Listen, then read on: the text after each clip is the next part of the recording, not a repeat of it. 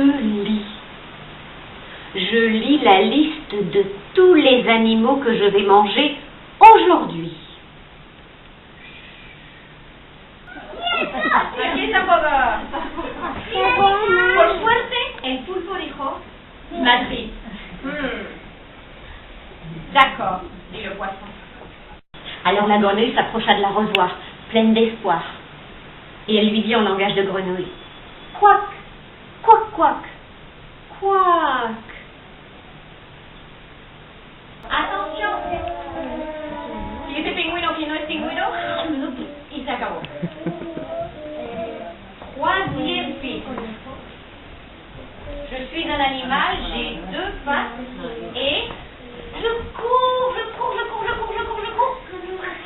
très vite.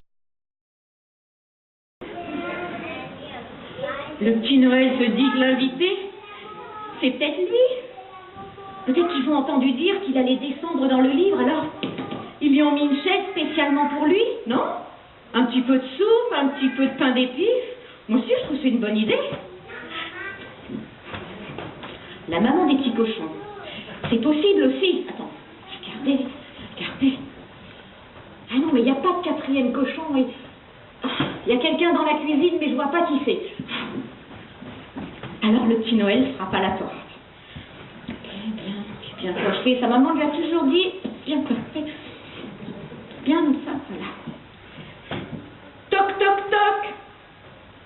Et là, quand la porte s'ouvre,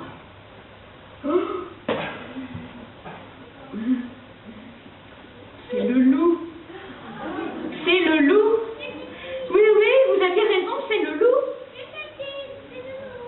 Mais c'est bizarre parce que ce loup, il n'a pas l'air d'être le grand méchant loup. Non. Il est là en chair et en os et en poil, mais il n'a pas l'air méchant. Vous savez comment il sait qu'il n'a pas l'air méchant? Parce qu'il porte un grand tablier de cuisinier. Et dessus c'est marqué: attention, je cuisine très bien. Ça fait pas très peur, ça, pour un loup.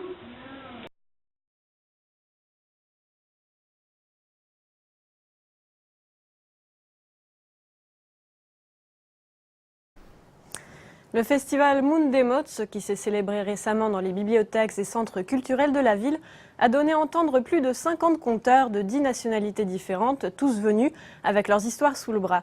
Au programme, spectacles, ateliers, mais aussi débats autour de la tradition orale dans le monde et de l'engouement pour cet art en Europe. Il est beau. Beau, hein. En fait, c'est un conte qui est tiré d'un tout petit livre, un livre d'histoire pressée d'un auteur français qui s'appelle Bernard Friot et qui est tout nouveau, qui vient de sortir. Il a écrit quelques livres et en fait, on peut dire qu'il a un petit peu remis le conte au goût du jour puisqu'il est étudié maintenant dans les collèges. Le conte en question s'appelle La sorcière amoureuse et comme l'indique son titre, effectivement, c'est l'histoire d'une sorcière qui tombe éperdument amoureuse d'un prince charmant, enfin en tout cas de ce qu'elle pense être un prince charmant et qui va tout faire pour le séduire.